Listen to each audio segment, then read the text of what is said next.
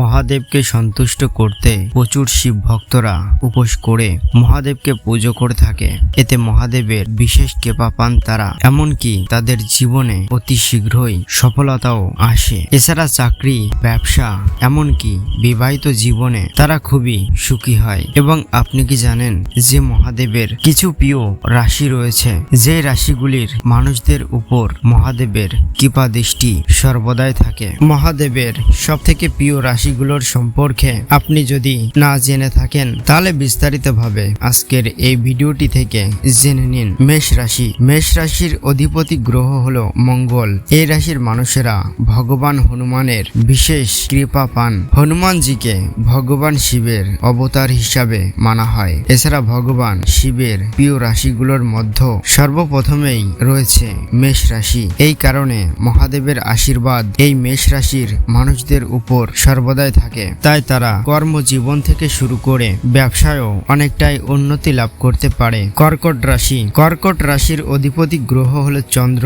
ভগবান শিব তার মাথায় চন্দ্রদেবকে স্থান দিয়েছেন। তাই কর্কট রাশির মানুষদের উপর চন্দ্রদেবের বিশেষ কৃপা থাকে। তাই এরা খুবই ধৈর্যশীল হয়, কোনো কাজে এরা কখনোই পিছিয়ে পড়ে না। এছাড়া আর্থিক দিক থেকেও এরা অনেকটাই উন্নতি লাভ করতে পারে। তুলা রাশি। তুলা রাশির অধিপতি গ্রহ হলো শুক্র। আর তুলা রাশি ভগবান শিবের প্রিয় রাশিগুলোর মধ্যে একটি গুরুত্বপূর্ণ রাশি, কারণ শুক্র গ্রহের সঙ্গে ভগবান শিবের বিশেষ যোগ রয়েছে। তাই মহাদেবের বিশেষ কৃপা পেয়ে থাকেন এই তুলা রাশির মানুষেরা। এছাড়া শুক্র গ্রহের শুভ প্রভাবে এই তুলা রাশির মানুষেরা তাদের বিবাহিত জীবন খুবই সুখে কাটায়। এছাড়া চাকরি ও ব্যবসাতে এরা যথেষ্ট পরিমাণে লাভ করতে পারে। মকর রাশি। মকর রাশির অধিপতি গ্রহ হলো শনিদেব। আর শনিদেব ভগবান শিবকে নিজের আরাধ্য হিসাবে মেনে চলেন। তাই যেই ভক্তরা ভগবান শিবের পুজো করে তাদের উপর শনিদেবের